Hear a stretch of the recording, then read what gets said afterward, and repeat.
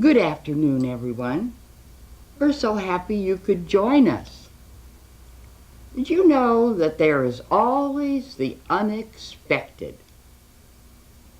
Let me tell you about two men who met on a street corner.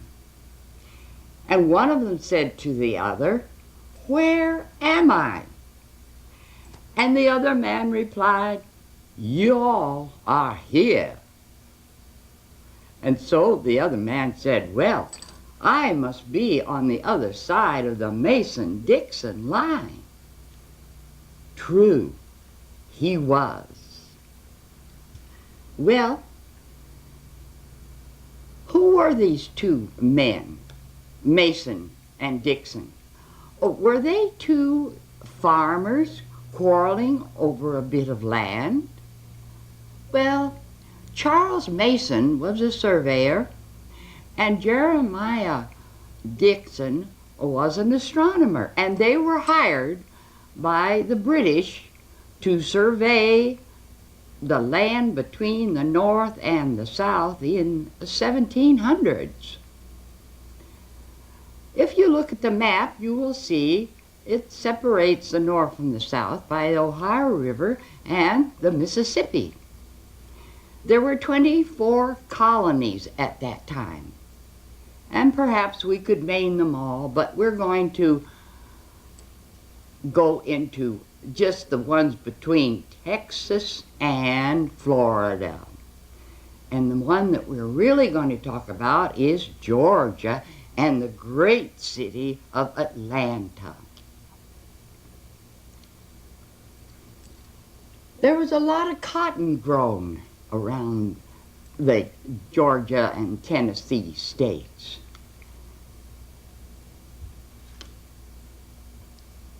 It was a great time. In 1888, Thomas Alva Edison came home from Paris and Europe back to his plant in New Jersey, and one of his colleagues told him to come out back of the plant, and they had erected a little barn, and it was all black. And when Mr. Edison opened the door, he was in a dark room. He couldn't see a thing. But Mr. Dickerson turned on a flickering light, and there on the screen of a white sheet came the form of Mr. Edison and Mr. Dickerson, and the man said, "Welcome home, Mr. Edison." That was on a motion picture screen with a voice-over. And that was the beginning of the motion picture industry.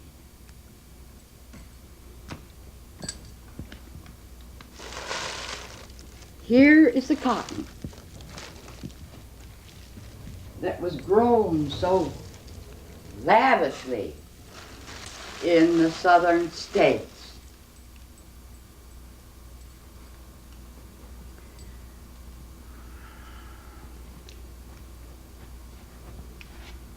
There was a land of cavaliers and cotton fields called the Old South. And here in this patrician world, there was the cavaliers and the knights and their fair ladies, and a master and his slave. But they are no more. You can look for them only in books. It was a civilization that was gone with the wind. Now the door slammed loudly, and it echoed through the vacant apartment. Peggy and John Marsh had lived in this apartment for many years, and now they were moving away from Peach Street up to 17th Avenue. The movers came and they took all of Peggy Marsh's beautiful antiques that she had inherited from her mother, Maybelle Mitchell. Maybelle had died when Peggy was 19 years old. And then she became married, and she was living happily with John Marsh. But they were moving up in the world, so all their furniture and their belongings had been taken by the moving man, except one man came back and he said, "Excuse me, Mrs. Marsh, but there are a lot of papers in the pantry, envelopes and boxes. Do you want those moved too?" At first, Peggy Marsh hesitated, and she was thinking, "Oh, maybe I ought to burn all that trash."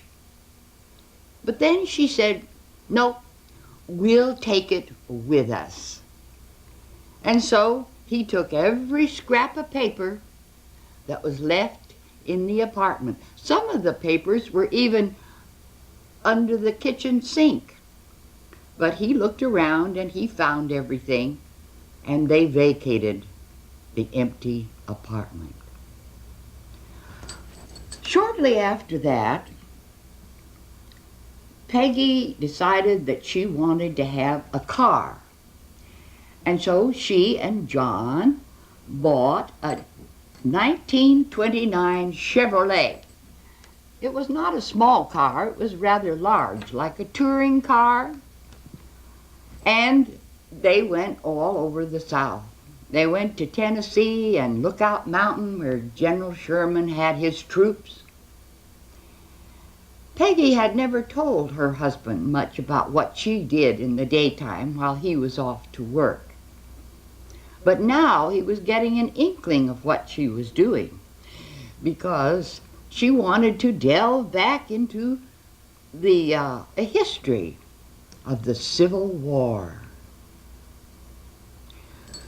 Peggy had been told so much about the Civil War when she was 10 years old by her grandfather that she thought the Civil War had just happened yesterday instead of the 100 years previously. So now we have Peggy and John happily going around their countryside and looking at all the cotton fields and the various beautiful peach trees that grow, and they felt like two birds out of a cage. One night they had decided to entertain in their new apartment house, and they had a Mr. Cohen, who was the editor of the Atlantic Journal. Peggy had asked for a job there, and he put her on little society pages things, and she became quite enchanted with her job, and she wanted to entertain her new editor. And so they had quite a jolly little gathering, and the party went on past the midnight hour. The streets were very dark and very uninhabited, and so Peggy said to Mr. Cohen, "Well, the hour is so late, I think I better drive you home."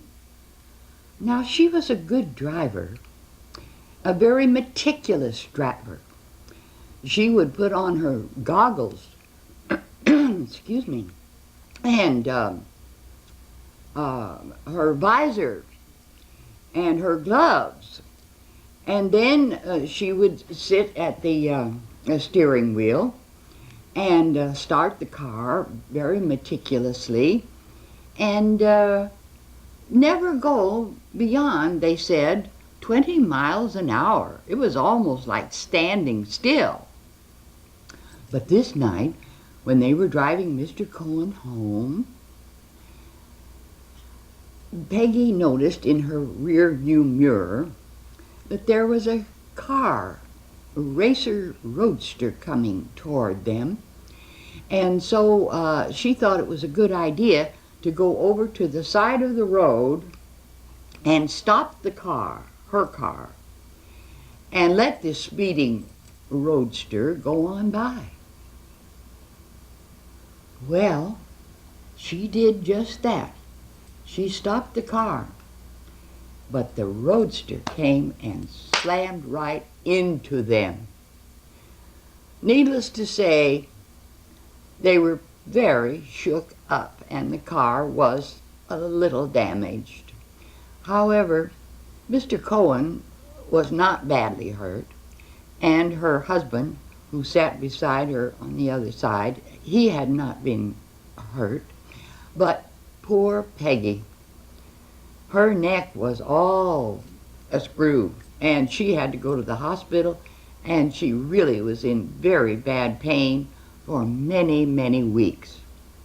And it really went on for about 3 months. This came at a very bad time, because the great publishing company, Macmillan, known in England and New York, had sent an agent out to look for Southern literature. And Mr. Harold Latham was coming to Atlanta. Well, all the writers went through their desks and their bureau drawers and under their tables and sofas, looking for little manuscripts that they might have hidden away. Peggy Marsh was not at all interested. But since she had known the editor of the Atlanta Journal, she was seated next to Mr.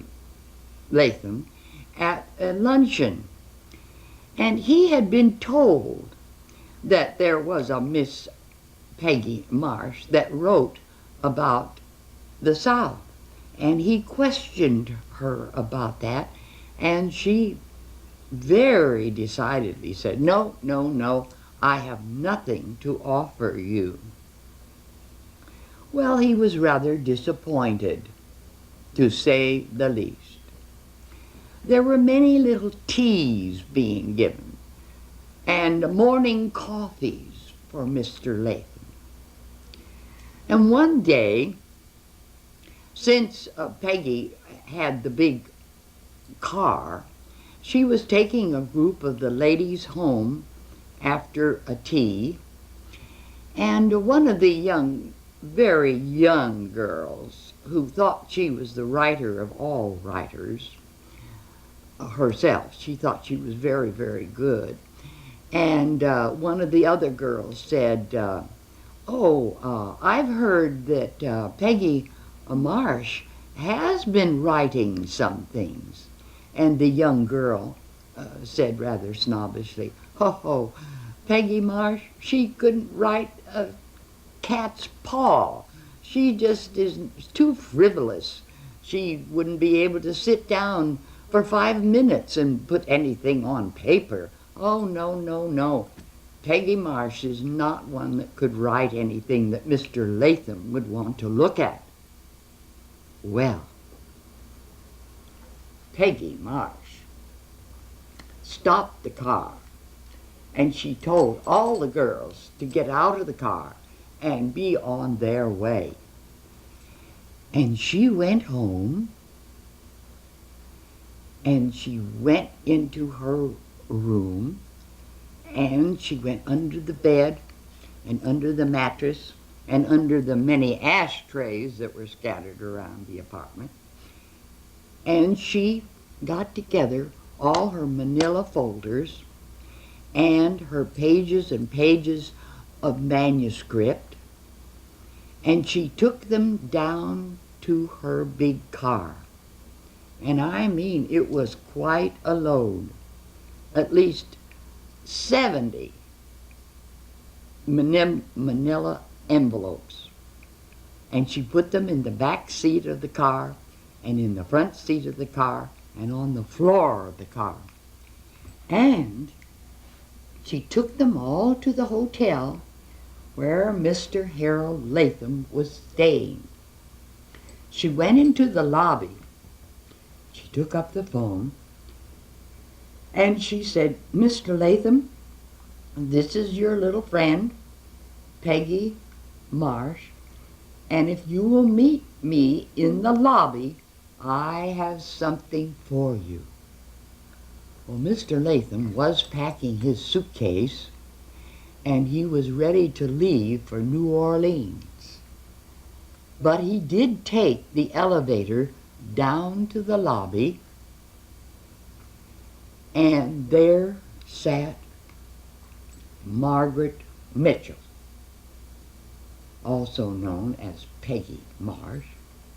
She was a diminutive little thing.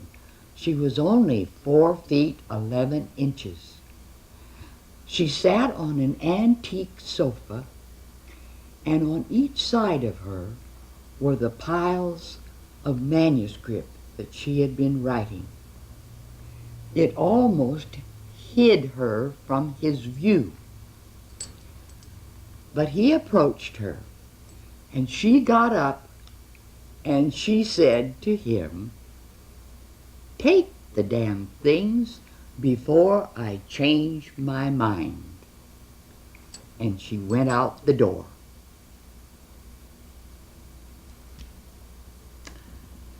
Mr.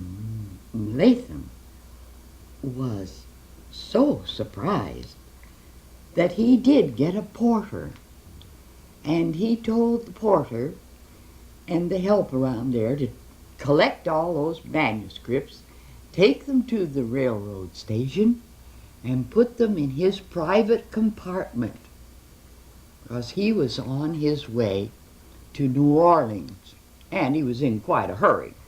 But he was willing to take the manuscripts.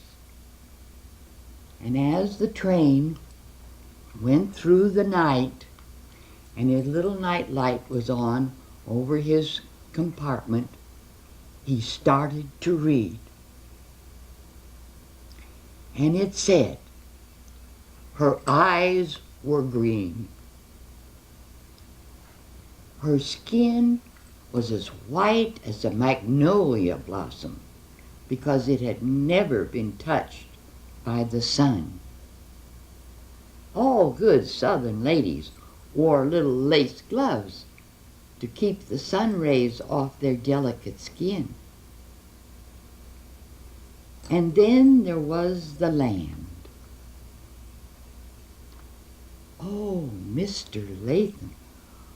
Well, he just couldn't put the manuscript down. And the next stop of the train, he got off the train, and he went into the station, and he telephoned his office in New York City. And he told the girl there to send Miss Peggy Marsh a check for $5,000 as a retainer for this new book she was writing. And he canceled his trip to New Orleans, and he was coming home to New York. Now the hard work was going to begin. At first, Peggy Marsh almost refused the offer. And then she thought, well, I could do a lot for $5,000, but I'll have to rewrite some of the pages because I don't think they're all historically correct. But that didn't bother Mr. Latham at all. But they did say that they didn't want the heroine of this new book that she was writing to be called Pansy.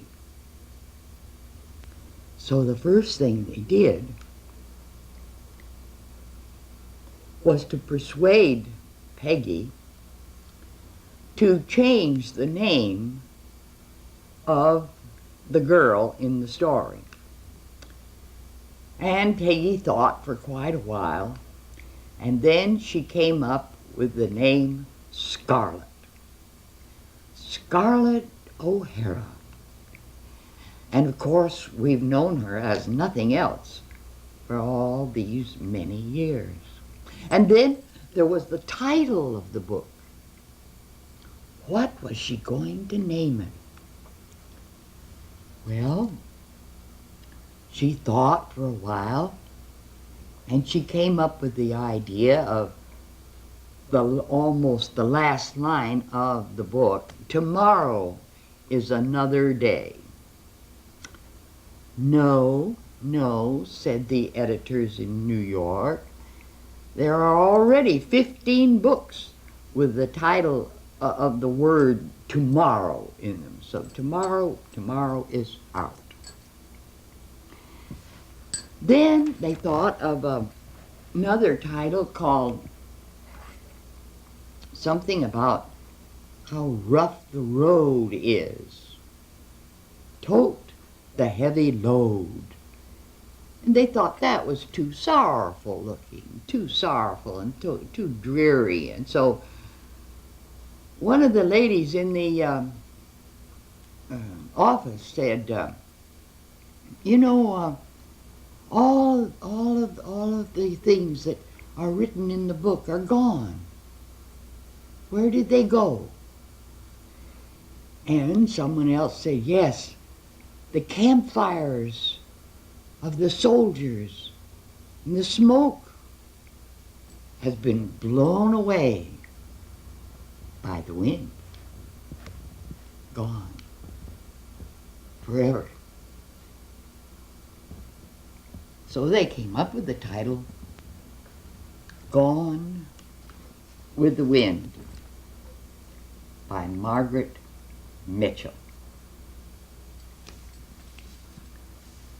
At first they thought the book was a bit long. It was really one of the longest books written at that time. 1,037 pages.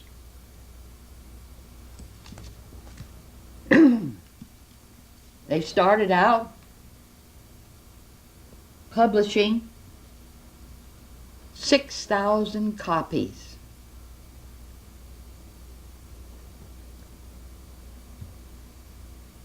The library in Atlanta, Georgia, where the book was created, was given 153 copies. Needless to say, they were all taken out of the library, and the poor librarian was just left with one book, and she hadn't read it yet, so she put it down under her desk. People were reading Gone with the Wind.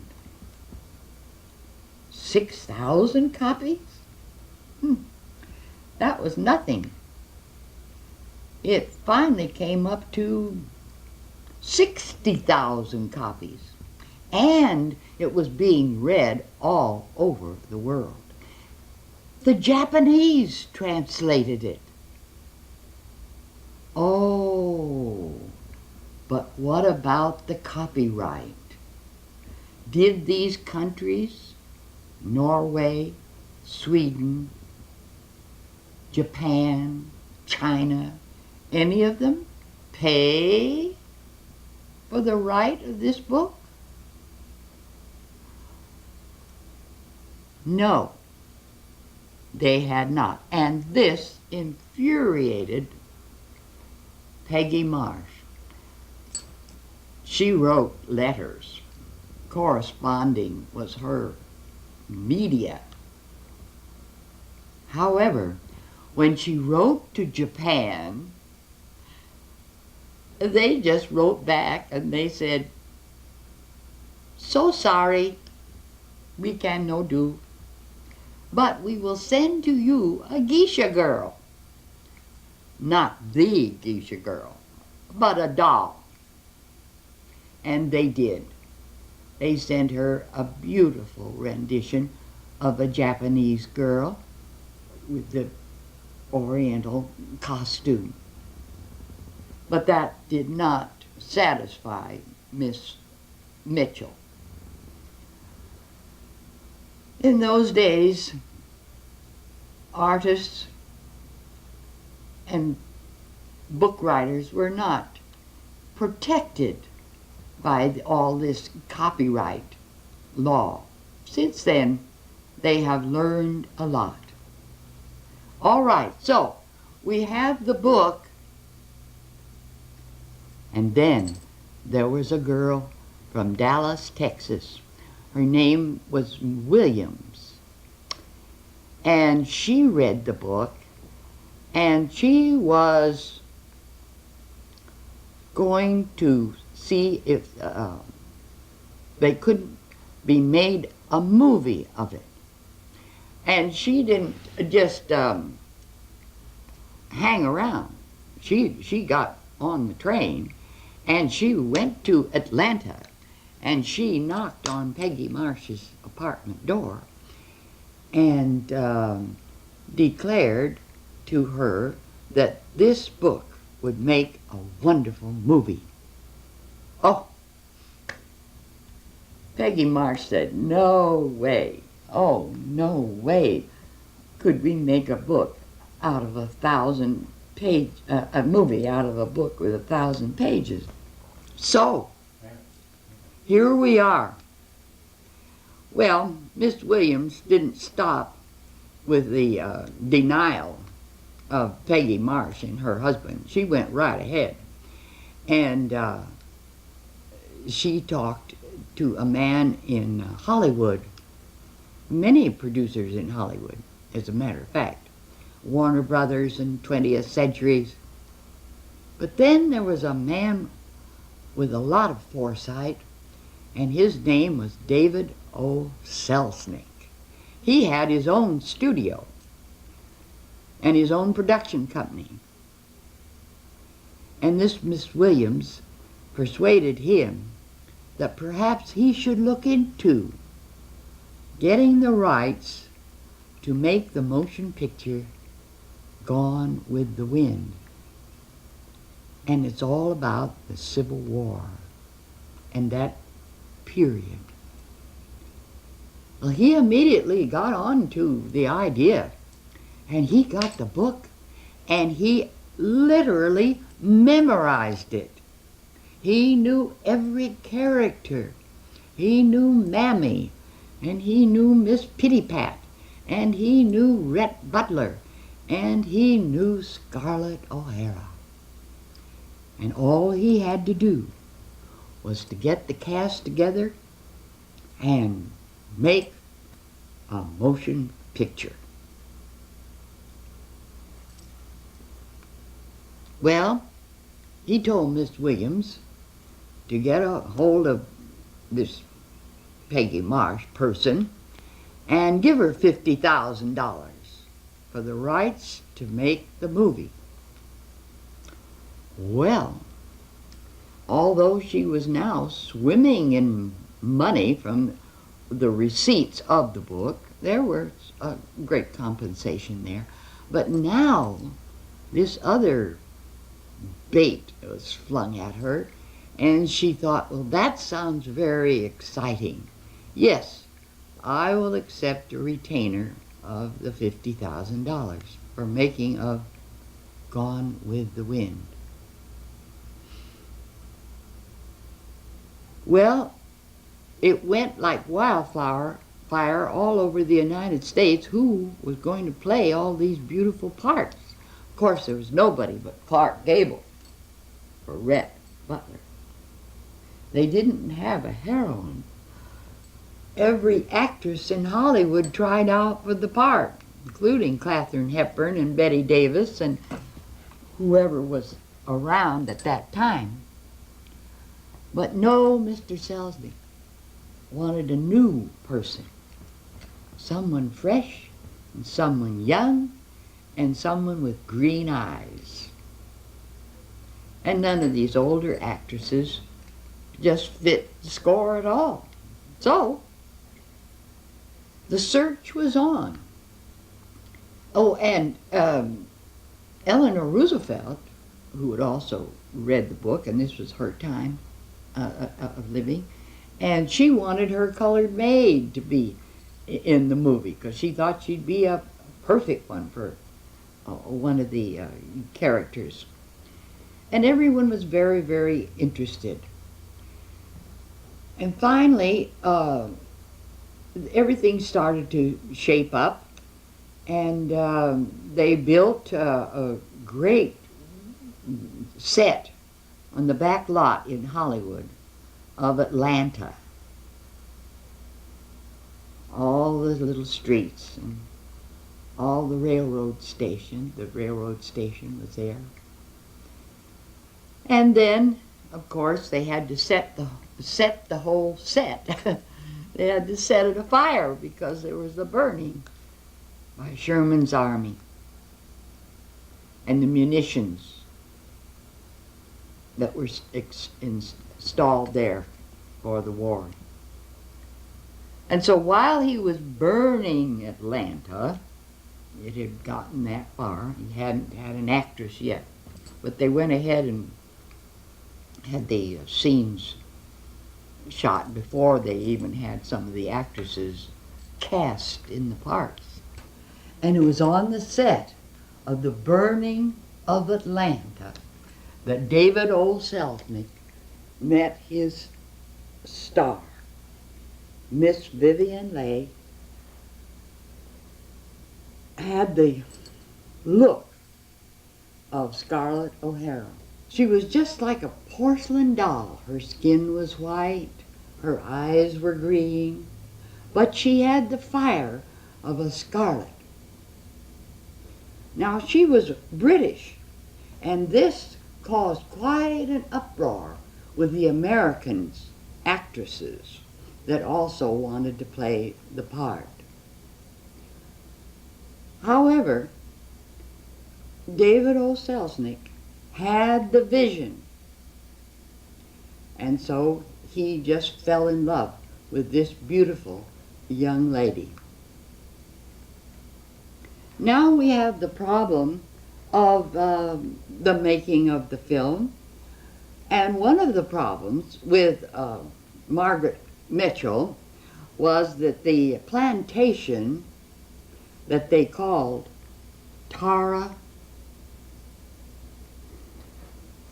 was not a beautiful white plantation with the big pillars. It had been a working plantation, something like her grandfather had explained to her. Just a white clapboard, two-story house on a small acreage, and they had a vegetable garden in the back, and they had planted a few little cotton seeds around the plantation, but it was nothing as grand as David O. Selznick planted in our hearts, and as we came up the oak-lined alleys of the South, and we saw the horses and all the things that we remember of the movie Gone with the Wind. So there was quite an argument by Miss Mitchell that the Tara plantation was way too grand for that was described in the original book. So little things like that came up frequently during the filming.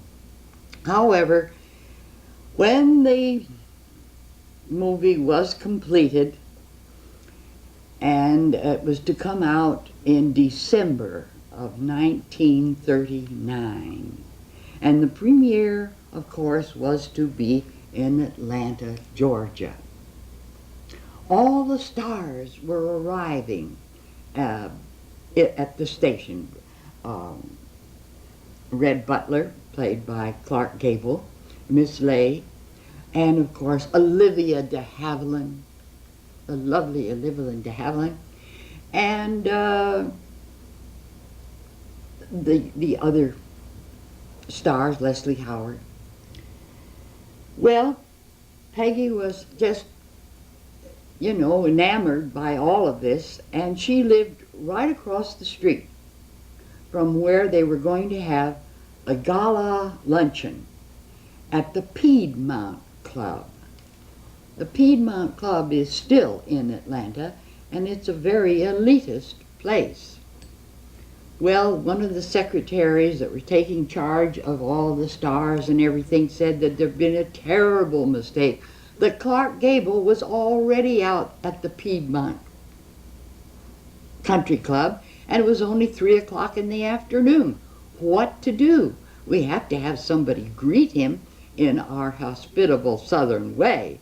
And so Peggy dashed on some clothes, and she went across the street, and she gave orders to everybody to start the mint juleps right away. And there she met Clark Gable and Olivia de Havilland.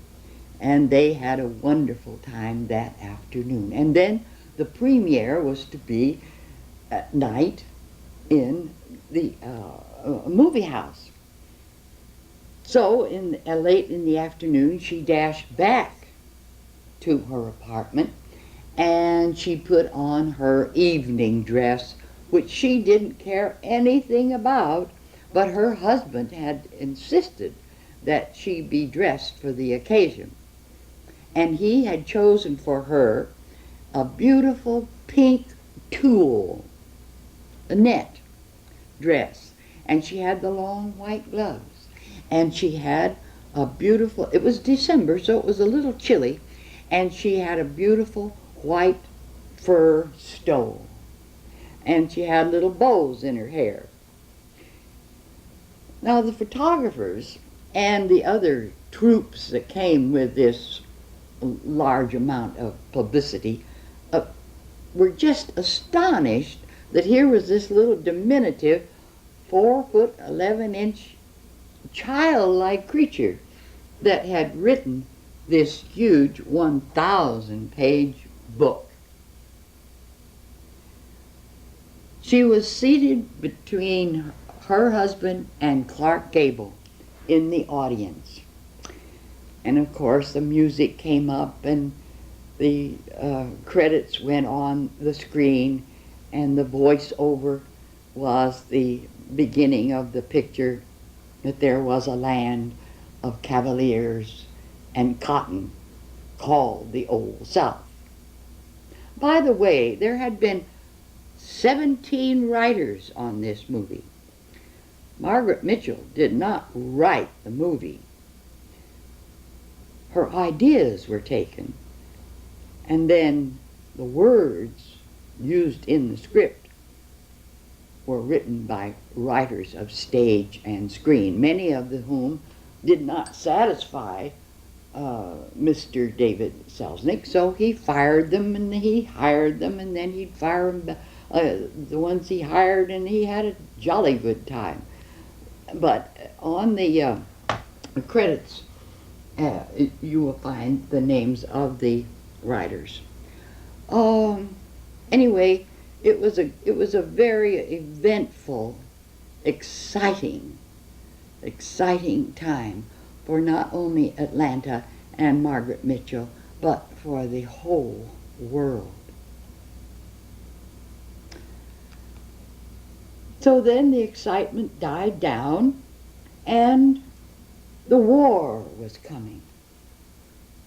In just a few years, you see, after 1939. But Peggy Mitchell was called upon to speak at various luncheons and gatherings of women's clubs, not only in Atlanta, but in many of the southern states. But she was a frivolous little lady, and she said half the time she didn't know what she was going to say when she got up to speak, but she was willing to still promote the movie. They would give her a corsage to wear, and she felt they were very, sort of too fussy, so she'd set them down, and then when she was finished speaking, many a time she sat on the corsage. She was lots of fun, too, And that's why she was asked to speak, because she was a very outgoing person. When the war came, she was asked to smash the champagne on the battleship Atlanta. And then she went aboard the ship, and she shook hands and talked with each one of the Navy boys. Sad to say, the Atlanta was sunk in the Guadalcanal fight. But Peggy, not to be put down, she got up on her stages again and she started raising money to build another ship called the Atlanta. And she raised war bonds up to the amount of $500,000. And then things quieted down. And the years went by to 1949. One night, John and Peggy were going to go to the cinema and see the Canterbury Tales. It was dark.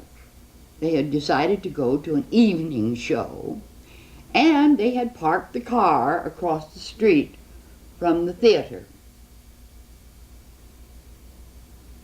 Peggy wasn't as fast as she used to be, and when she started across the street, a fast-moving taxi came and drove her down. She was taken to the hospital. John was not hurt. And she died.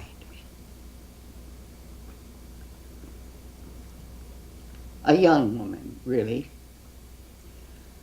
So, but she had chosen the name Peggy for the flying horse Pegasus.